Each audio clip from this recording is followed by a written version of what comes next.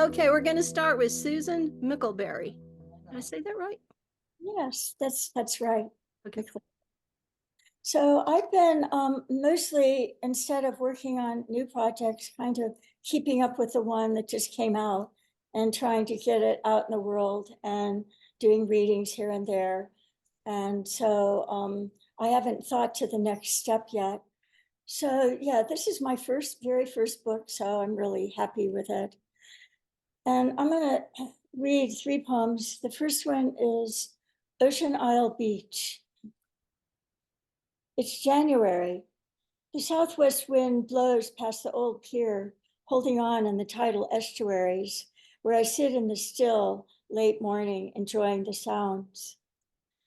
Gentle rush of incoming tide, creating a lake around the pier, but soon to recede to oyster flats.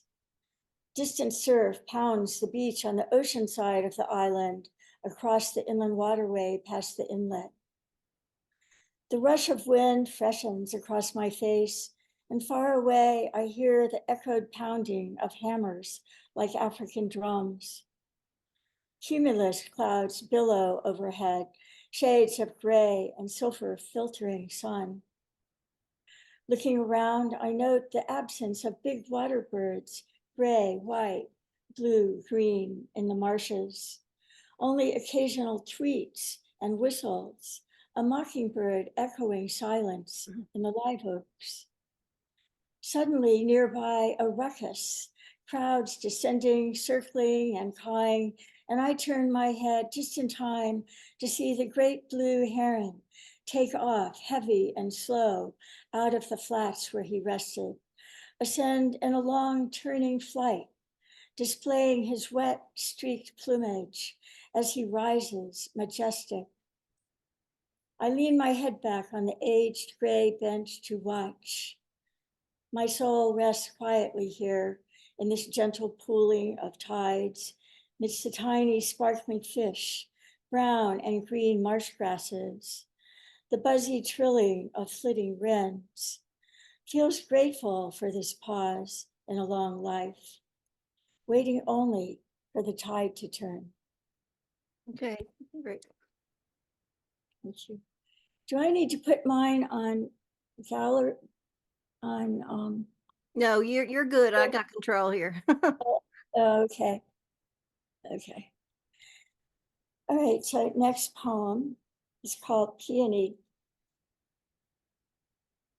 Peony, when the snapdragon has always been your favorite flower, and you see your first peony, your heart wilts like the flower itself in your hand if you pick it. There is a simple agony at the offering of such unwarranted beauty. You think of all the most beautiful women, dark eyes inclined as the flowers, destroyed in succouring wars, the veined arches of their bare white feet torn open. And next poem is Brazil. It's so wonderful when someone talks to you like they love you. It's so sweet. And you whisper near the back of their head into the limey air, the soft curve of their ear. People, ones you don't know how to love, will look at you as if they've just come back from or are just going to Brazil, or as if they know foreign languages and understand baseball. And all you can do is rearrange your clothes and go home. The sun is so hot, and you wonder if it's worth it, and about how people get where they do, and how you haven't changed since you were a kid. And you wonder about the curves of people's ears, and about how people who ride buses are always so beautiful in the strange light there. Thank you. All right, thank you very much. Next up, Bengt O Björklund, who is up kind of late in Sweden. Bengt, do you have any new projects, new books coming out? Anything you'd like to say? Yes, I have 2 new books in the pipe. One for the National Read Poetry Foundation is going to publish this year, I hope. And another one is going to be published in Wales. It's a haiku collection. So that's my. And I'm working also on a third Swedish collection. Wow. So I'm going to read some short ones from the manuscript I'm working on first, and then I'm going to read something else. So here goes. In the distance between here and what will follow, there is a dance in perfect silence. There's fading graffiti in the old wooden gates closed to most. Wrought like a thought on fire, screaming like a sentinel plummeting from the turret. I will not join my hands, nor set sail to the sound of prayers in a world so indifferent. Uh-oh, your paper's in front of you. Sorry. Okay.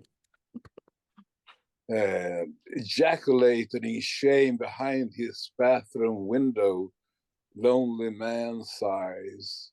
There's cold wind blowing prayers and blessings into a senseless sacrifice. Rampant dreams run with the best of our time, never sealing the day. Sedimentary voices sing of river down, down river, a closet silent rules. Riverous should be a word, giving voice to wild water running to the laughing of winds. A ribbon tied around birth will rock our coming with salty winds.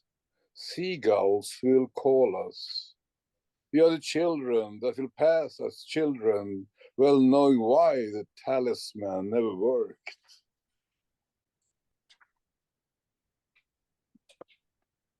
Lament for darkness, wailing, lifting skirts of misery for a few coins.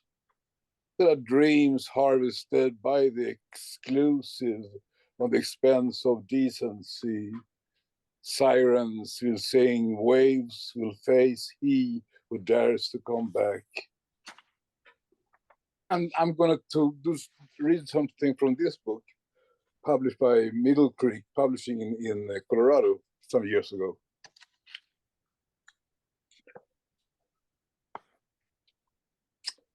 There was a certain hush, a kind of sinister silence religious men will die for. The evening dark was more than crouching mistress hidden beneath the waxing moon. Her clock fading face, a smear on the sky's eye, a lament with no tears. So many cultures, so many different stories. I hear a Sass and a Darbuka. Leniency, she claimed, was hers and not of the kind migrant birds crave.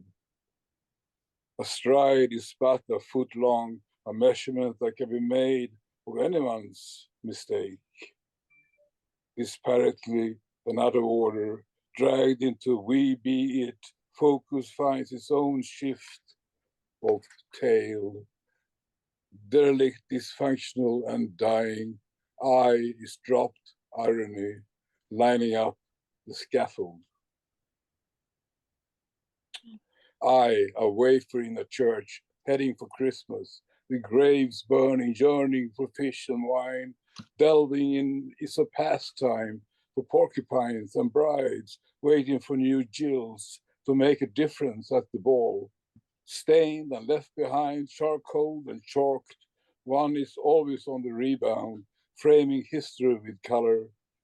Sleep me in my solemnity as old music rolls with a chilly draft of jellyfish stuck in the wet sand. Clear, white turning into sky, resemble eye face in disdain.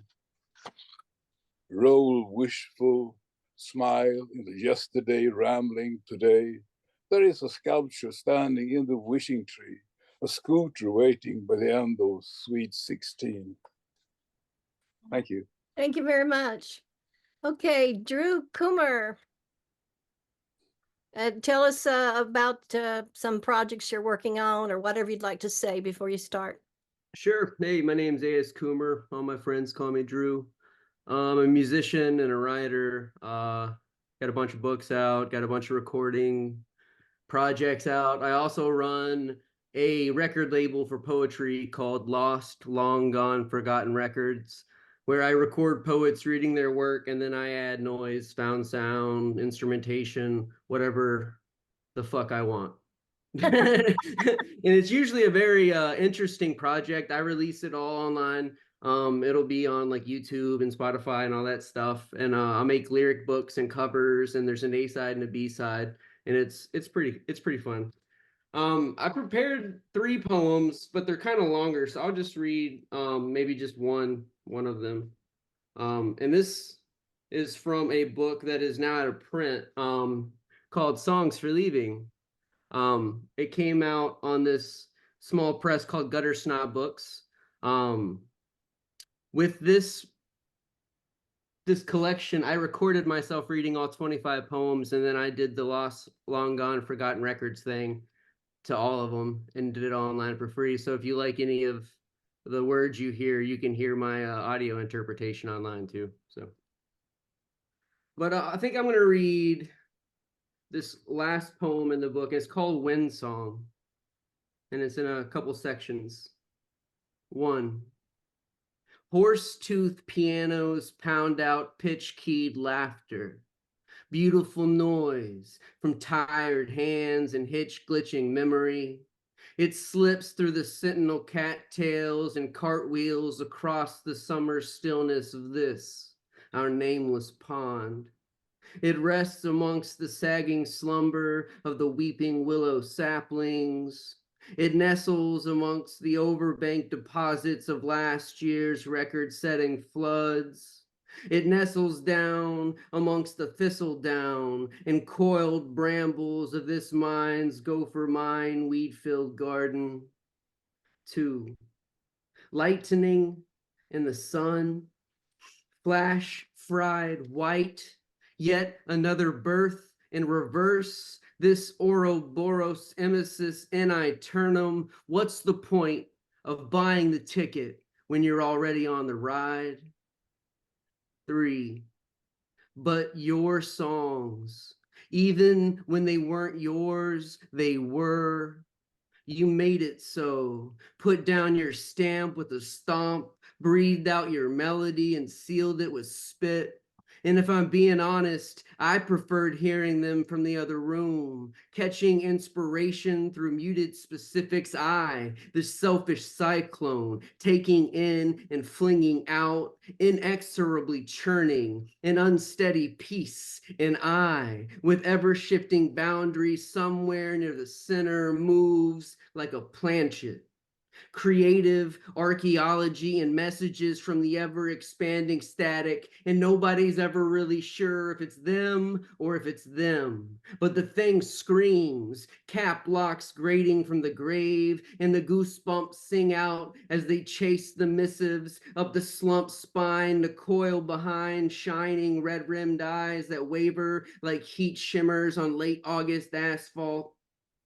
Shifting scrapes filled with wind-swept debris etch in, crosshatch swirling oblivion, impressionistic renditions of varying veracity is nothing wholly original, but always scratched with the ferocity of desperate love's dying nails across our collective wind-swept sandstone arch heart. 4. Hear the wind song, grains hissing in the crinkling leaves like hundreds of dusty needles, swelling moan reverberation stretch the sound end over end before folding it like dough in a saturated sustain. Slip in the chorus, love the grit in your eye. It's caress the blinking lid, deepening the gashes, entering like a splinter, lodging like a barb. Wind song plucked you up and swept you along. And it wasn't long before you carried the tune like a wet paper bag holding your last meal. Wind song flowed from you. I was there. Its pulse, the backing backbeat that shook flakes from from my friable skull, and the sandstone arch in my chest sent a spray of grains and blood steaming up into the purpled night.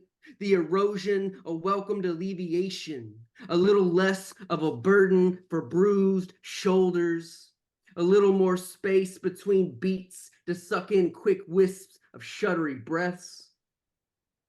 If you survive April's deluge, elongate like a reaching petiole, or have a radio doused with just the right amount of susurrated static snow, and if you close your frantic eyes, turn your palsied face to the fading sun, you might just open like a peony and exhale your fragrant harmony to the wind-swept bouquet. Wow. Yep. Yay. Well, Thank you.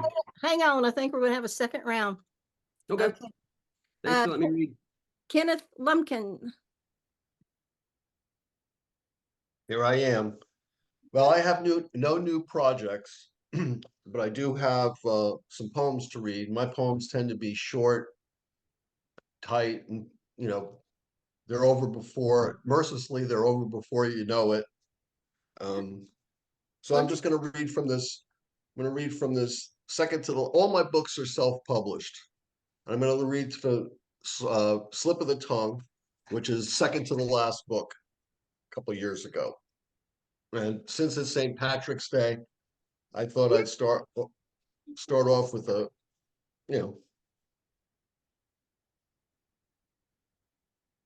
I sat with old men drinking grappa, its sickly sweet taste getting to me after a while. Soon I switched to shots of Jameson and pints of stout, the Irish in me eventually winning out over the Italian. Praise be all the saints everywhere.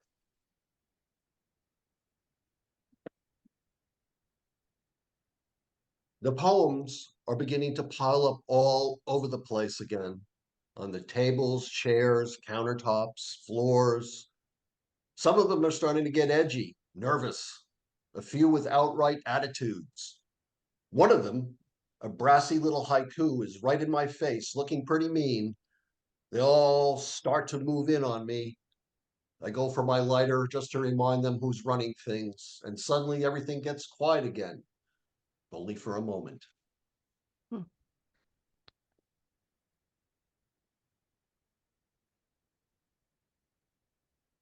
Oh, okay, well, this might be a little longer one, but that's okay because it's not that long. I'm sitting at a traffic light when a girl walks across right in front of me. Just as she gets halfway, a blast of wind sends her summer dress up around her head. I see everything. She somehow gets it all down just like Marilyn did, looks up and sees me staring. She puts her hand up to her mouth, turns and hurries across. I look around at all the strangers in their cars, all staring too, and for a brief moment, we are all one. The light changes and we all move on. Thank you very much. Scott, hi. Hi. I've got lots of projects, but probably the most important one is it's called One Poet, One Poem, and it's a podcast that I do. And I have a poet on, and they read one poem. It's pretty self-explanatory. And they last about 12 minutes. We have a short talk, and I found that that's about all that the attention span of most people will tolerate. So 12 minutes. I'm gonna read a couple out of they said I wasn't college material, published by Roadside Press. This one's called Discography. After school in the mid-60s at the Malt Shop Jukebox, I listened to Sam the Sham's Little Red Riding Hood and the song Leader of the Pack. We were AM radio rebels eating cheeseburgers and cherry phosphates. But at night, we listened to Clyde Clifford's Beaker Streak from Little Rock, 50,000 watts of album cuts and acid rock, flipped slowly like a Mickey Finn in our Midwest cookies and milk. In the garage, we smoked Viceroys taken from Mom's purse, learned how to blow smoke rings to the pre-pop sound of Zappa and Zeppelin, began tuning guitars to the chords of Eric Burdon and Steppenwolf, girlfriends getting in the groove in the back seat of a 66 Chevy.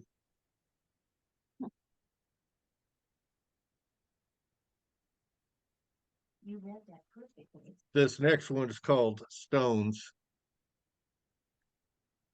I spend my time collecting stones, large ones for strong corners, flats for the cap, cobbles for plugging the holes mixed each day to hold it strong.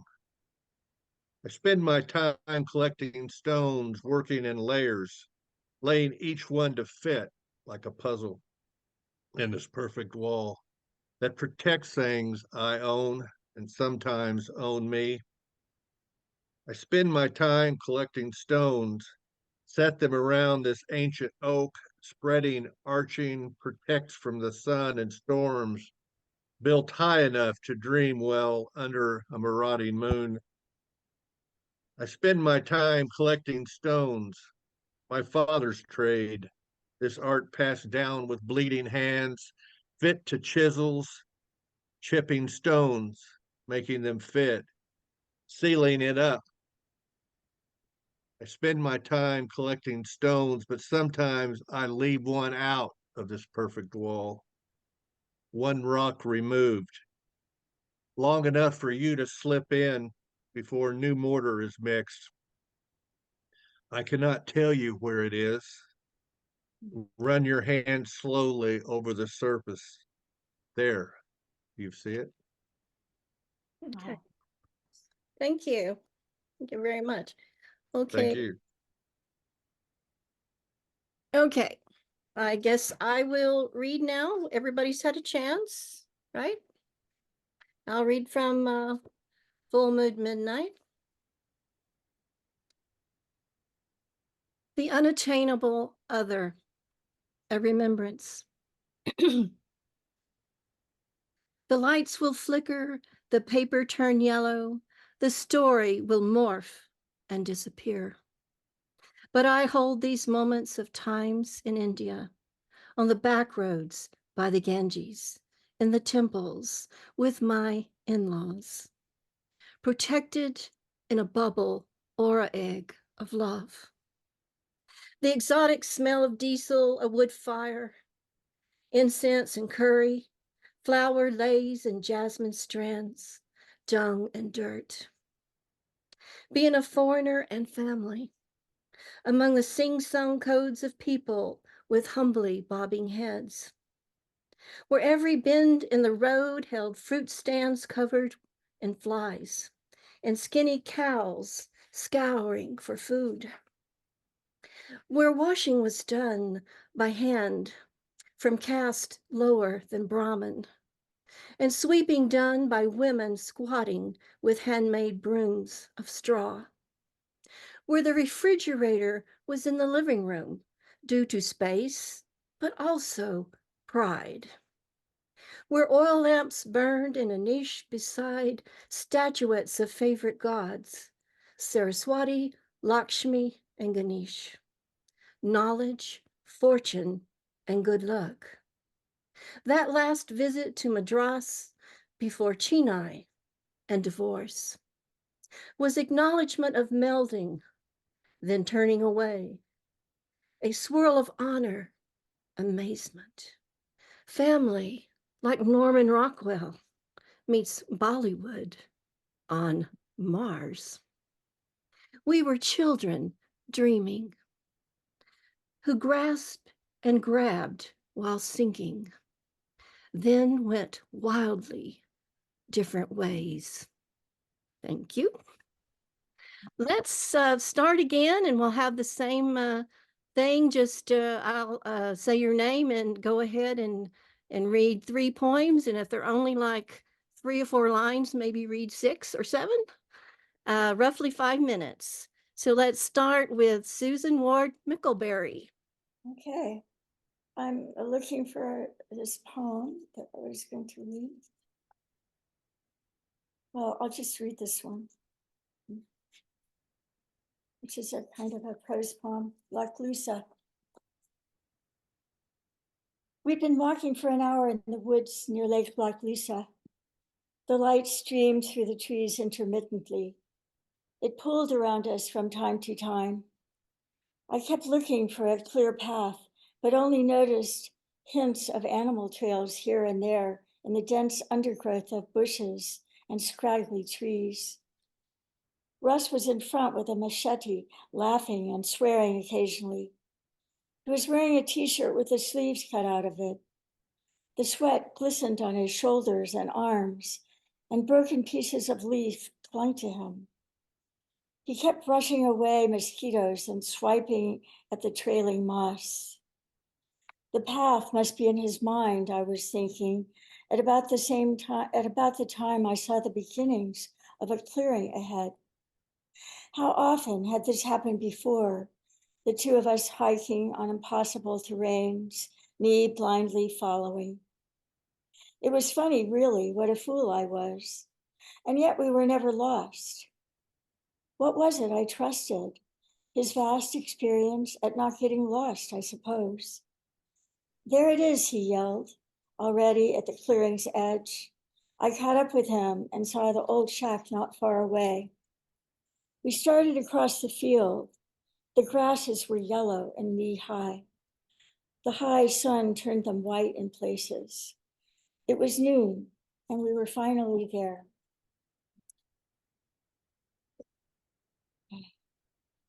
Should I do another one? Yes, go ahead and read 3. Oh, okay. All right. Night jar. Whippoorwill, whippoorwill, whippoorwill. The trailer is open to the swamp night. A man lies sleeping on the trailer floor. We are not together the way we once were. It is so dark in the dark here. No moonlight drifts through the open door. Insects, goatsucker, whir in the night. Night sounds fall into flight. Whippoorwill, whippoorwill. He says my name out loud into the somnolent night. I feel the shape of his word, asymmetry of couch, stone, brain. The night air is as damp as stone. The trailer hangs around us in the night. We are here inside, like to rain.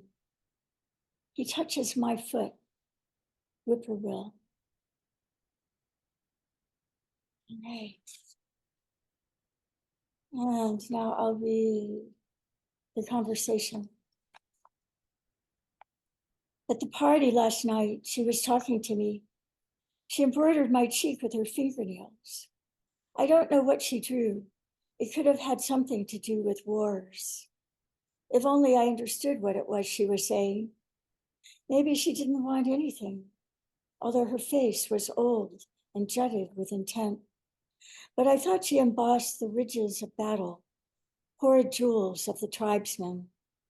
And today I discover in a different language, a garden etched, a thin tracing of beaded scars, hedges scrolled into my cheeks like age. Okay, thank you very much. Yeah. Next, Bengt O Björklund. Thank you. I'm still here. I'm gonna read one more poem from the manuscript I'm working on, and a few more from the book I read before. Whispered into fire and loss, I water my memories tonight. Melancholy will play on instruments of old, chasing the dead down the street. There's a fireplace in my backyard, where long men with long shadows play old wooden guitars, longing for beads and small change.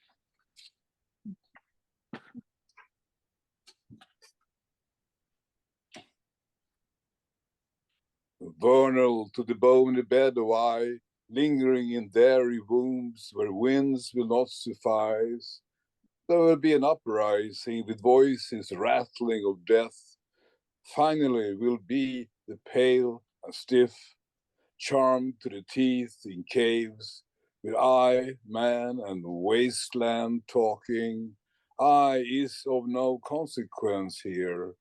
To wrecks in shadows, wars, dying, dark crayfish crawling corporate men, bullies, anyone for the sake of a clean bed.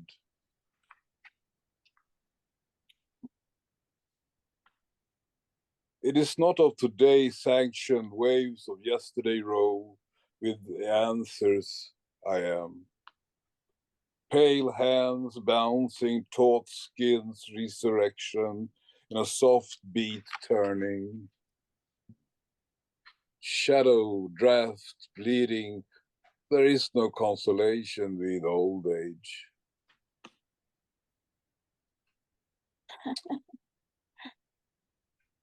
Steeped in tales of no more, dampened and paid for by wealthy fools and change, I place my final bet on number 11. There are cracks in the slip up, loads of confirmation in the arms of spider-like men dying to take your temperature, with them back to hell. Sallow moon eaten by cows, stars outlawed by the state of Kansas. Weed is for men of lesser ambition. Tea for those with social skills. A blue sky is just a blue sky. I, in I, love you weeps in Y, standing by a sullen shore, dipping tardiness in crystal water. It is getting late, my love. The cool spring night in my arms drips like a melting kind of goodbye. Dance, red coat, boot, and tail.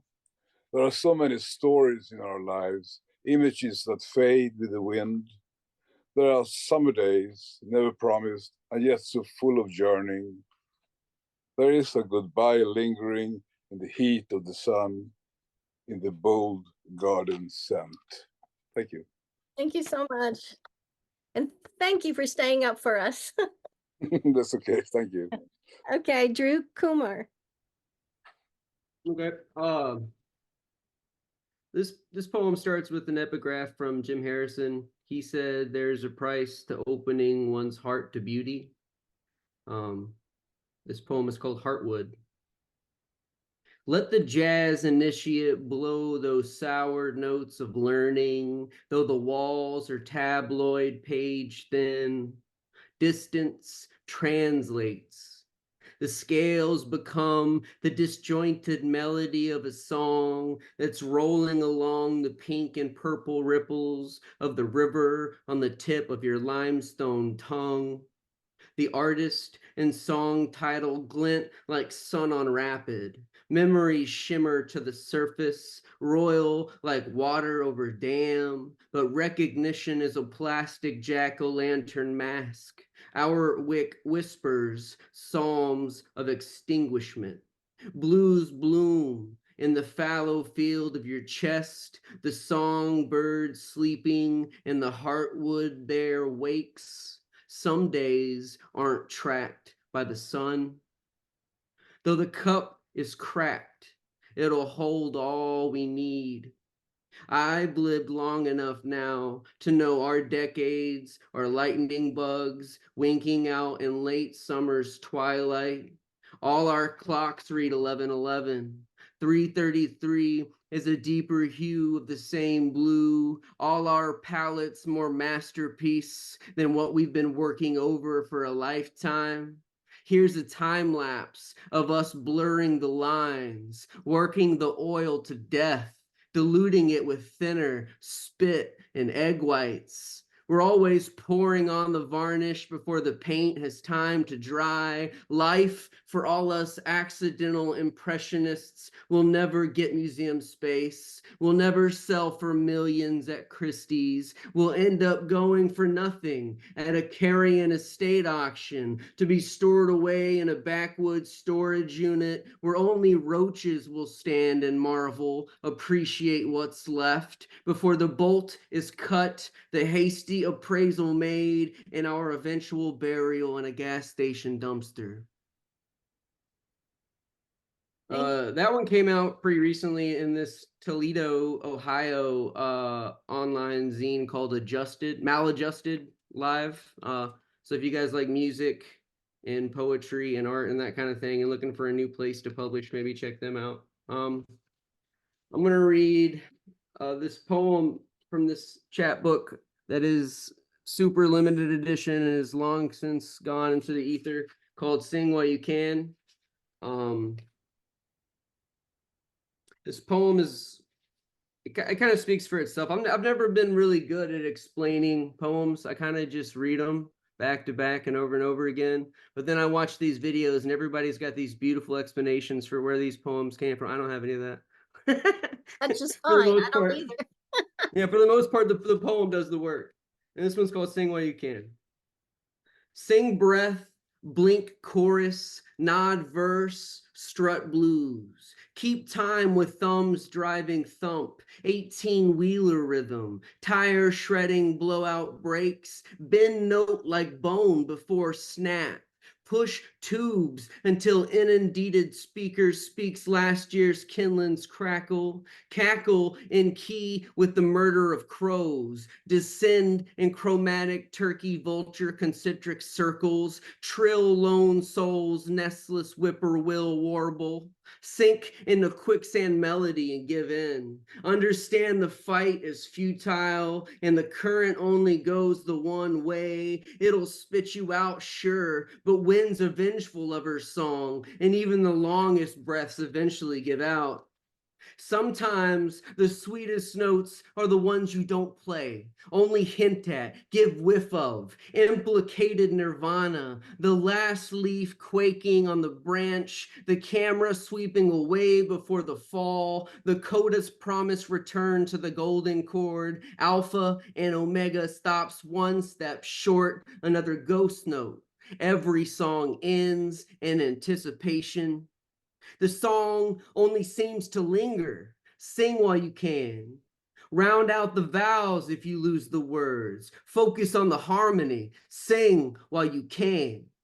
Often the song will take unforeseen directional shifts. Learn to be limber. Adapt to the new sound. That was the old sound. That is the now sound. Now sing while you can. Though the weight of the sound is immense, sing while you can. Though every day is a faceless slog, a montage of funhouse music, and the song seems less joyful noise and more chaotic discordance, as these days are lapped smooth by the dirty runoff of existence, see the beauty left by erosion, that master sculptor's careful licking. Though the frets have been ground down to flint glints in the fretboard forest, they buzz no more. Though the high whistling tinnitus slowly bleeds everything out in its patient banshee's wail, though its generic vapid pop sentimentality, though it's hallmark cavity bell reverberations, though it's a crowded bar gig with no monitors, though it's the beer spilled on the overheated amp in the pursuit of more power, more volume, more, though it's limited wattage with wall of sound dreams, though it's the earworm hook lost in translation, though it's not the song you felt ready to sing, sing, goddammit. Sing while you can. All right. All Thanks for letting me righty. read. Well, thank you. Ken Lumpkin. Okay, I have three short ones that I'm going to read from this book. God Has Many Names and Other Poems. See if you can tell who this historical literary figure is. Galvanized, she made it rise from the page, a Prometheus for any age. Something not quite human, a whole of parts, then all her dreams lost in a lake. Oh, William, for pity's sake. Mhm. And then in the hope for summer. Milkweed seeds make her sneeze. In the maple-lined streets, kicking up the summer dust, she tells me she's had enough. The early dawn already gone, and the shadows of moon approaching. Now the moon encroaching, she dives into the lake alone.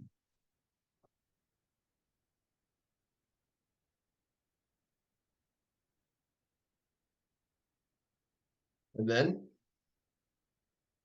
there are many birds at the new place: goldfinches, sparrows, cardinals, robins, orioles, grackles, crows, pigeons, doves. I sit and watch them fly and dive, hop and nibble, hunt and peck, all free. And it's good to be able to just watch them do their thing, kind of like America used to be. Oh, And then one by heart, because I had an old friend, an old poetry comrade, whose idea was that a poem is never finished unless somebody memorizes it.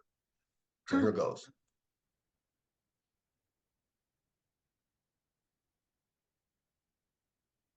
Nothing can live without love, not even a stone. It has other stones. If not, then the stars above, such as love. all right. Thank you. Thank you. Okay, Scott. I've got three from All Around Cowboy. It's my first book. And the title poem, All Around Cowboy.